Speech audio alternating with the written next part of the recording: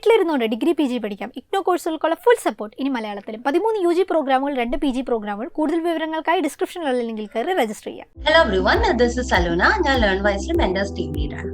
ഇപ്പൊ മെന്റർഷിപ്പ് എന്നൊക്കെ കേൾക്കുന്ന സമയത്ത് നിങ്ങൾക്ക് കുറച്ച് ഡൗട്ട്സ് ഒക്കെ ഉണ്ടാവില്ലേ? Like who is this mentor, അല്ലെങ്കിൽ how does this mentorship works. അപ്പൊ അങ്ങനെ കുറച്ച് കാര്യത്തിൽ ക്ലാരിറ്റി തരാൻ വേണ്ടിയിട്ടാണ് ഞാൻ വന്നിട്ടുള്ളത്. ഇപ്പൊ നമ്മൾ വിദ്യാഭ്യാസ മേഖല എടുത്തിട്ടുണ്ടെങ്കിൽ അത് ഏത് ഗ്രേഡ് ആയിക്കോട്ടെ, ഏത് സബ്ജക്റ്റും ആയിക്കോട്ടെ, നമുക്ക് ഒരിക്കലും ഒരാളെ അല്ല മനസ്സിലേക്ക് വരാം, അല്ലെ? It's not just one person. നമുക്കൊരു ഗ്രൂപ്പ് ഓഫ് ആൾക്കാർ, അല്ലെങ്കിൽ ഒരു സപ്പോർട്ട് ഗ്രൂപ്പ്, ഒരു സപ്പോർട്ട് സിസ്റ്റം അതുമായിട്ട് ബന്ധപ്പെട്ട് എപ്പോഴും കിടക്കുന്നുണ്ട്.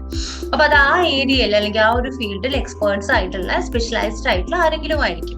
അത് ഡിഫറെന്റ് നെയിംസിൽ നമ്മൾ കേൾക്കാറുണ്ട്, ലൈക് ടീച്ചർ, ട്യൂട്ടർ, മെന്റർ, അങ്ങനെ ഡിഫറെന്റ് നെയിമില് ഈ ഒരു സപ്പോർട്ട് ഗ്രൂപ്പിന് നമ്മൾ വിളിക്കാൻ. ഇപ്പൊ റീസെർച്ച് ഒക്കെ ആണെങ്കിൽ ഒരു ഗൈഡ് ഉണ്ടാവും നമുക്ക് ത്രൂ ഔട്ട് നമ്മുടെ റീസെർച്ച് ചെയ്യുന്ന കാലയളവിൽ നമ്മൾ സപ്പോർട്ട് ചെയ്യാൻ വേണ്ടിയിട്ട് ആ സബ്ജക്റ്റില് എക്സ്പേർട്സ് ആയിട്ടുള്ള, സ്പെഷ്യലൈസ്ഡ് ആയിട്ടുള്ള ആരെങ്കിലും നമ്മൾ ഉണ്ടാവും. നമുക്കൊരു ഗൈഡായിട്ട് നമ്മൾ കൂടെ ഉണ്ടാവും, അല്ലെ? അപ്പം ഏതൊരു ഗ്രേഡിലാണെങ്കിലും നമുക്ക് അക്കാഡമിക്സ് എന്ന് പറയുമ്പോൾ നമ്മളെ സപ്പോർട്ട് ചെയ്യാൻ ആരെങ്കിലും ഉണ്ടാവുക എന്നുള്ളത് it's A very important thing. ഞാനിപ്പോ ഇത് കോമൺ ആയിട്ട് എല്ലാ സ്റ്റുഡന്റ് കമ്മ്യൂണിറ്റിനെയും പറ്റിയിട്ടാണ് പറഞ്ഞത്. എല്ലാവർക്കും അങ്ങനെ ഒരാളോ അല്ലെങ്കിൽ ആൾക്കാരോ നിർബന്ധമാണ്. അപ്പൊ നമ്മളുടെ ലേൺവൈസ് സ്റ്റുഡൻസിനെ സംബന്ധിച്ചിടത്തോളം, IGNOU യൂണിവേഴ്സിറ്റിയിൽ പഠിക്കുന്ന നമ്മുടെ സ്റ്റുഡൻസിനെ സംബന്ധിച്ചിടത്തോളം ഇത് കുറച്ചും കൂടെ ഇമ്പോർട്ടന്റ് ആണ്. It's much important. കാരണം എന്താന്ന് വെച്ചിട്ടുണ്ടെങ്കിൽ ബാക്കി എല്ലാ സ്റ്റുഡൻസും റെഗുലർ ആയിട്ട് പോകുന്ന സ്റ്റുഡൻസിന്റെ കാര്യമാണ് ഞാൻ പറഞ്ഞത്. സ്കൂളിലാണെങ്കിലും കോളേജ് ആണെങ്കിലും യൂണിവേഴ്സിറ്റി ലെവലാണെങ്കിലും എല്ലാവരും അവരുടെ ഒരു ഭൂരിഭാഗം ഒരു ദിവസത്തിൽ ചെലവഴിക്കുന്നത് അവരുടെ ആ ഇൻസ്റ്റിറ്റ്യൂട്ടിലായിരിക്കും. സ്കൂളാണെങ്കിലും കോളേജ് ആണെങ്കിലും ഒക്കെ അവിടെ ആയിരിക്കും അവർ ഉണ്ടാവുക. അപ്പം അവർ കോൺഷ്യസ് ആയിട്ട് എടുക്കുന്ന എഫേർട്ടിന്റെ കൂടെ തന്നെ എന്തുണ്ട്, അവർക്ക് ചുറ്റിലും അവർ കേൾക്കുന്ന കമ്മ്യൂണിക്കേഷൻസ്, അവർ ക്ലാസ്സിലിരിക്കുകയാണെങ്കിൽ എല്ലാ കാര്യങ്ങളും അക്കാഡമിക് റിലേറ്റഡ് ആയിരിക്കും. അപ്പം ഡയറക്ട്ലി ഓർ ഇൻഡയറക്ട്ലി അത് അക്കാഡമിക് റിലേറ്റഡ് ആയിട്ടുള്ള ഒരു എൻവയോൺമെന്റിലാണ് അവർ ഉണ്ടാവുക, അല്ലെ? പക്ഷെ നമ്മുടെ സ്റ്റുഡൻസിനെ സംബന്ധിച്ചിടത്തോളം അങ്ങനെയല്ല.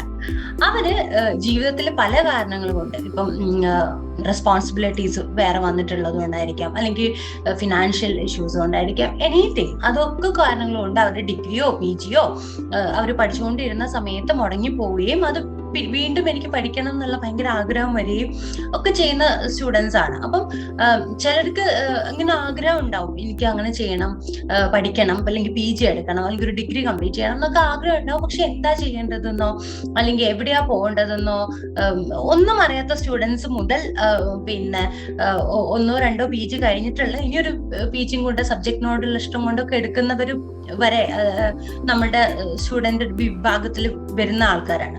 അപ്പം ഇവരെ സംബന്ധിച്ചിടത്തോളം ജീവിതത്തിൽ മറ്റ് പല പ്രയോറിറ്റീസും അവർക്ക് ഉണ്ടാവും, മറ്റു പല റെസ്പോൺസിബിലിറ്റീസും അവർക്ക് ഉണ്ടാവും.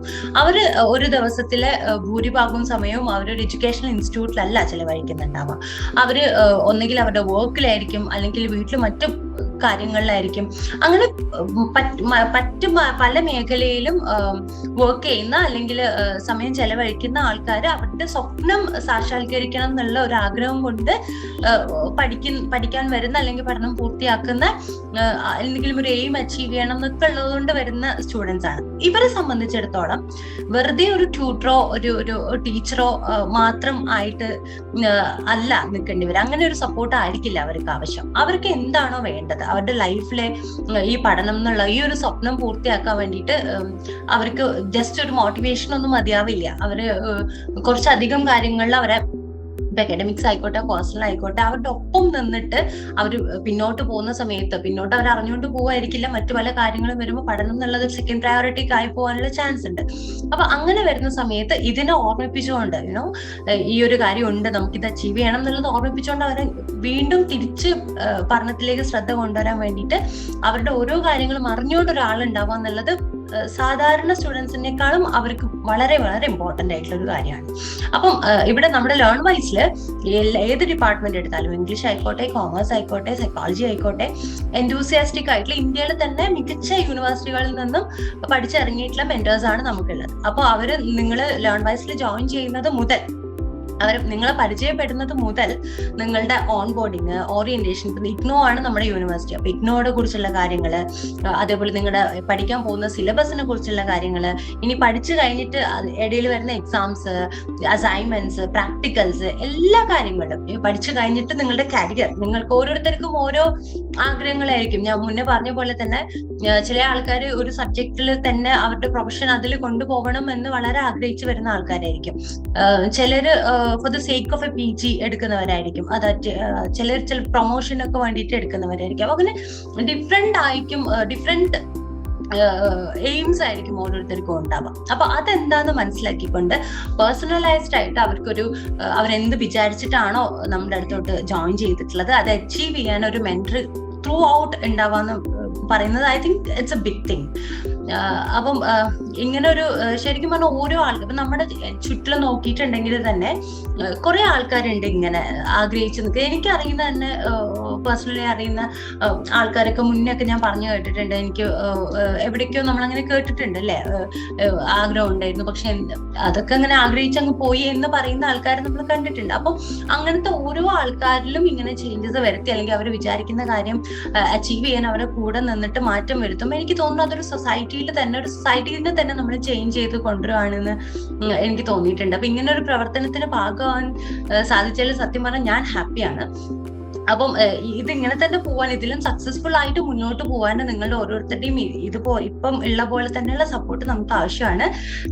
അത് നമ്മള് ഇനിയും ത്രൂ ഔട്ട് അത് ഉണ്ടാവും എന്ന് പ്രതീക്ഷിക്കുകയും ചെയ്യുന്നുണ്ട്. Thank you.